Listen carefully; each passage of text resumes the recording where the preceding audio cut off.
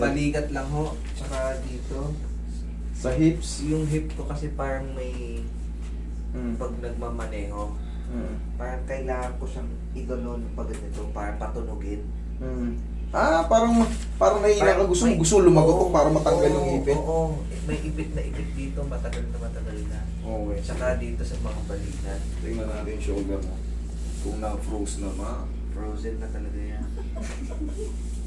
Freezer. Kailangan ng palitan yung freezer. Hindi siya frozen. Ano lang to? Normal na shoulder pain lang to. Tandaan nyo ang frozen. Ang frozen, hindi mo maangat. Yan lang, ganyan lang. Yan ang frozen. Pero ito, Ayan, nasakit na yun. pain lang to, shoulder pain lang tawag ko rito. Basic lang to, kumbaga. Hindi pa to yung adhesive capsulitis na masakit talaga. Diba? Nakita mo? Talagang umiiyak talaga. Ayan sila, yung ganyan. Stiff lang yan. Stiff shoulder lang yan, hindi yan frozen.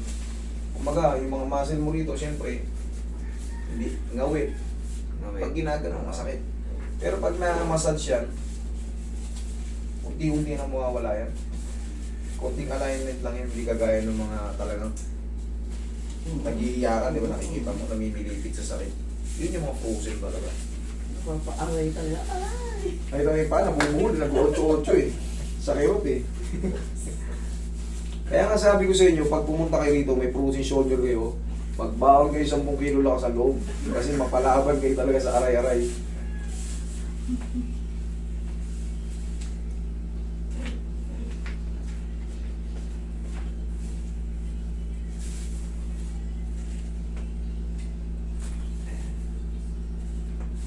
Sarap. Tumunog ah. Kung rin yung shoes mo, kasi kang patagilid. Tumunog yung gano'n.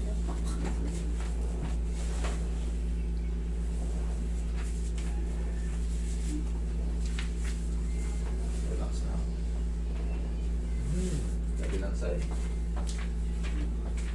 Kabilang side. Dali lang ah. Parang ang loose ng buto mo.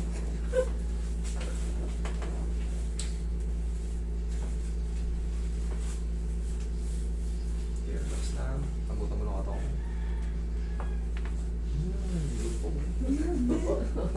Lumabo kayo siya. Papa. Tulog na eh. Tulog na. Mas mamaya makakatulog mo pag binasahin na yung ano mo.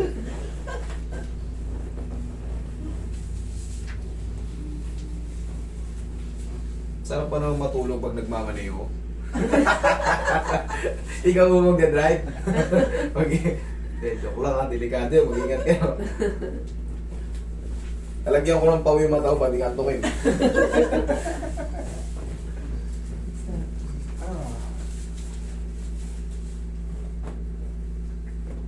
Nakakaantok na drive dun sa TP-Lex.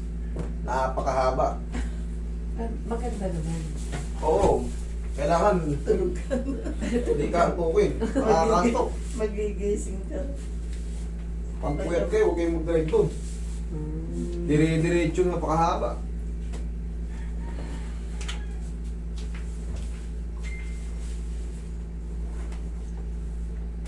Okay, bigyan mo muna. Huli na natin yung sa... Ayoko na kasi may pause eh. Ang iniisip ko, ayoko na may pause eh. Pag nagkarano ko ay aircon technician, kailangan malaking pondo rin kasi. Pag Kung ikaw mag-business ka mismo. Eh, doon naman sa AutoCAD, mangangamuhan ka. Ano kasi ano yun eh. Apply ka ng kumpanya, may boss ka pa rin. Ito, therapist. Kumbaga, nasa kamay ko na yung skill eh. Nasa kamay ko na eh. Maaaring ako talagang maging boss. Kunti na yung puhunan. May sarili kang bahay, pwede mo nang gawing clinic. O katulad ito. Ako na yung boss. Ako na makumuha ng tao. Parang gano'n ang inisip ko nun. Ayoko na mga mukhang sobrang ano. Alas 6 pa lang, tanghali na eh. Gano'n, nakagising ka na eh. Kaya. Di ba? Magmumul. Pasok ka sa mall kang magtrabaho. Bukas na mall, alas 9 eh. Hindi naman pwedeng alas 9 eh. Tsaka ka papasok eh. Kasi magtrabaho na ako sa mall eh. 7 pa lang, kailangan. Kasi preparation pa yun dun sa ano eh, sa loob.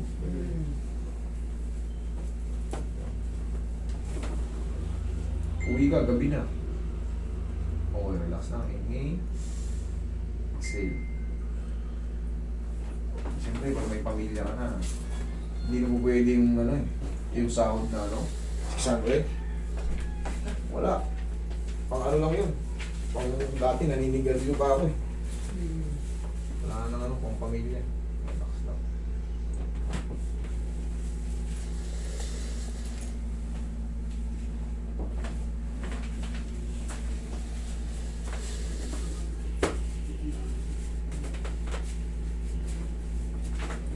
Okay, relax.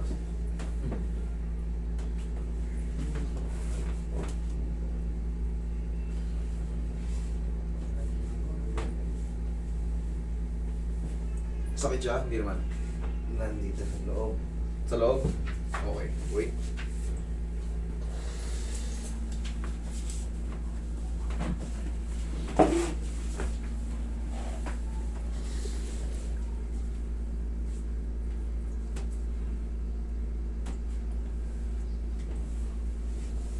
Nakto. Roy, tingnan dito. Patama mo ng konti rito. Diyan ka lang. Ganyan ako. Ako makita nyo. Yung sa pagdadrive, tingnan mo. Ganun ganun mo. Yan. Ito. Ganyan na siya. Meron pa dyan. Ayan. Higa kang patagilid. Sige. Pwede sinasabi ni sir na may ano pa eh. Sige, tagilid ka lang. Kailangan to mapahina. Mga ilang taon na ba to? 5 years na siguro. Aray! Aray ko. Diyan ka lang.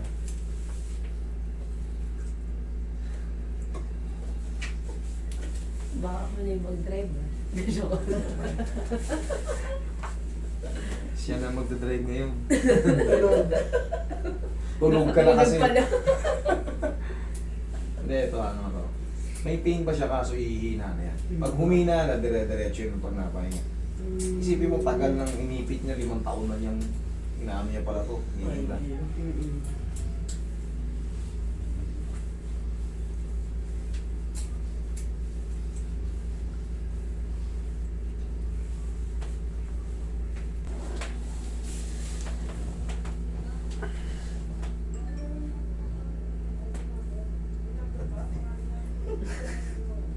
Kailangan talaga siyang pumutok. Hindi pa pumutok. Hindi pa. Nag-less na o lalong sumakas? Nabawasan, pero Nabawasan? Okay. mas man. Hmm. Ayan. Nagagalaw ko na dito. Yun. Oh, Ngayon, kailangan kasi magbago. Pag hindi nagbago, ibig sabihin wala nangyari. Kailangan, yan, ito yan, nagagalaw niya na. Oo. Antay tayo ng mga 4 to 5 days, yan, magsusubside na yan. Kasi sa haba ng pagkaipit, 5 taon na. Yung mga, yung dito kasi, maraming ligament siya at muscle dito, at tendons. Eh, siyempre, sa tagal ng pagkaipit. Pero ngayon, kahit pa paano, nagaganon muna. Ayan, mag-ano na yan. Hintayin lang Dati natin. hindi ko masyadong nagagalaw to. Oo. Pag ginanito ko, masakit na.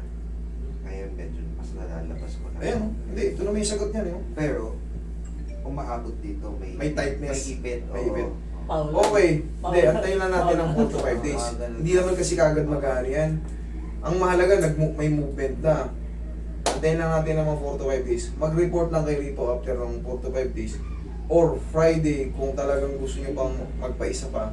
Luluhog na kasi masasanay na yun na ganyan. Okay? Huwag lang kayo maligo today, ha? Yan na. Okay? Thank you, thank you. Ay, yung anong pala. Wait lang, hindi pa pala tapos. Sa shoulder mo, yung main problem din kanina. Yung unang nilala. Oo. Hindi ko na makalimutan. Ito, mga stiff lang to. Gaya nga na sinasabi mo, parang tight, parang matigas. Haplos lang ng pagmamahal, kahit sarili nyo lang. Haplos na ng pagmamahal yan. Huwag nyo ng pakadiinan. Kung baga, ganyan-ganyan nyo lang ng power. Ayun, soft to medium lang. Okay. Kasi yung mga stiff muscle, very ano yan, madaling tanggalin. Haplusan nyo lang na mainit. Yan, sa tulong ng pau, tanggal yan. Iginhawa na siya kagad.